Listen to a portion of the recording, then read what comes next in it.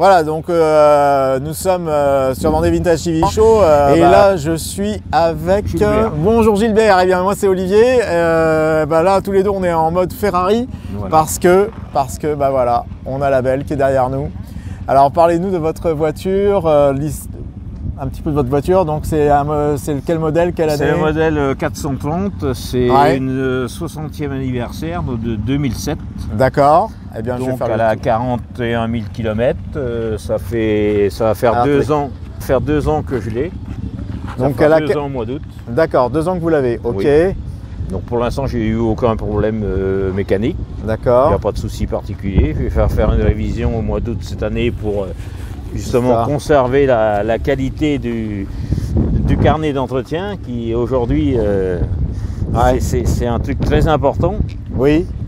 Surtout au niveau de la revente. Bah oui. Et de la suite de la voiture depuis sa première mise en circulation.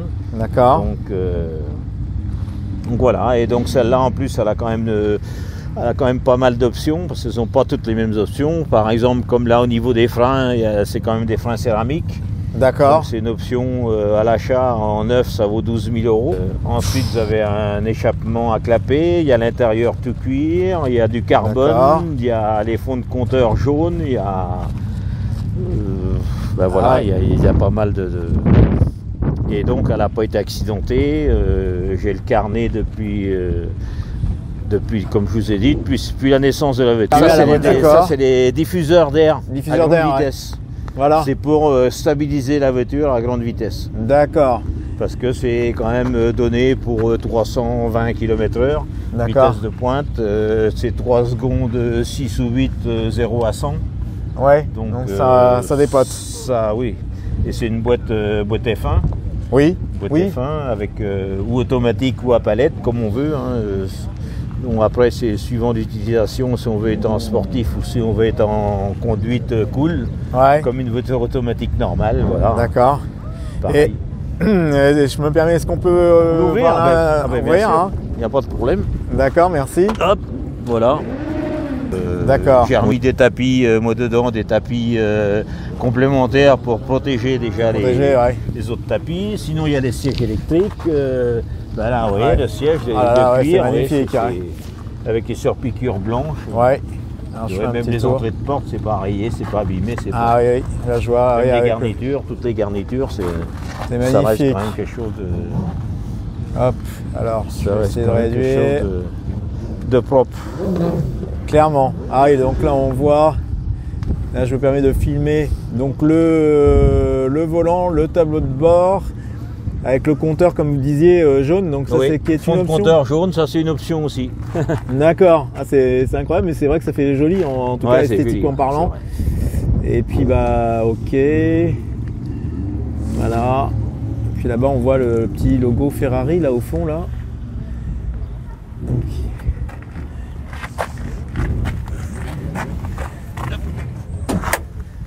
C'est pas marqué dessus, il n'y a pas extérieurement, il n'y a pas d'écusson Ferrari F430, mais vous le retrouvez sur le rétroviseur. Ah oui, voilà, on le voit là, vraiment, effectivement. Pour savoir différencier une Modena d'une 430. D'une 430, ouais. Et après, c'est la mécanique qui différencie, qui fait toute la différence, parce que là, vous avez 500 chevaux, alors qu'une Modena, il n'y a que 400 chevaux. Ah oui, quand même, 100 chevaux. Et la boîte, elle est moins fiable que celle-là. Celle-là, c'est une boîte renforcée. C'est une boîte F1 renforcée. Parce que sur les Modena, il y a eu des problèmes de boîte. Ah d'accord. Et c'est une distribution à chaîne, c'est plus une distribution avec une courroie comme les anciennes générations. D'accord. Donc au niveau d'entretien, ça pose quand même moins de soucis. Oui, c'est plus appréciable. Voilà. Alors vous avez ouvert Je vais vous faire voir la mécanique. Oui, super. Faut voir de près parce que c'est vrai qu'on a quand même toujours l'occasion de voir. C'est très propre. La finition, c'est quand même une très belle finition. Vous avez un échappement inox avec là de chaque côté les clapets, les échappements à clapets qui s'ouvrent à partir de 3000 tours. Ça s'ouvre et vous avez une sonorité nettement supérieure et ce qui lui donne aussi une puissance complémentaire. D'accord. C'est combien de chevaux?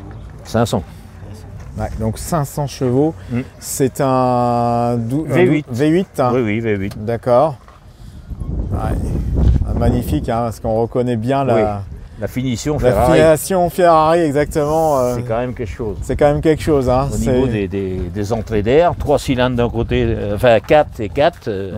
4 cylindres et 4 cylindres. Un filtre à air de chaque côté avec les admissions d'air. Quand on est passionné de voiture, c'est toujours émouvant de voir la boîte est à l'arrière en fait. Le moteur est en centrale, quasiment centrale. Oui, en position quasiment centrale. Ouais. Voilà. Et puis... Et c'est de l'injection, c'est atmosphérique. Hein. Il n'y a pas de turbo. Il n'y a pas de turbo, ouais. Pas comme celle d'aujourd'hui qui sortent. C'est pour ça que celle d'aujourd'hui, la sonorité n'est plus du tout la même que celle qu'on a aujourd'hui. Ils ont baissé les décibels. Ah oui, d'accord. On a plus le plaisir de la sonorité de ces modèles. Même des Modena, des 400, de tous les modèles plus anciens. D'accord. Mais depuis la 458, ça a vraiment changé.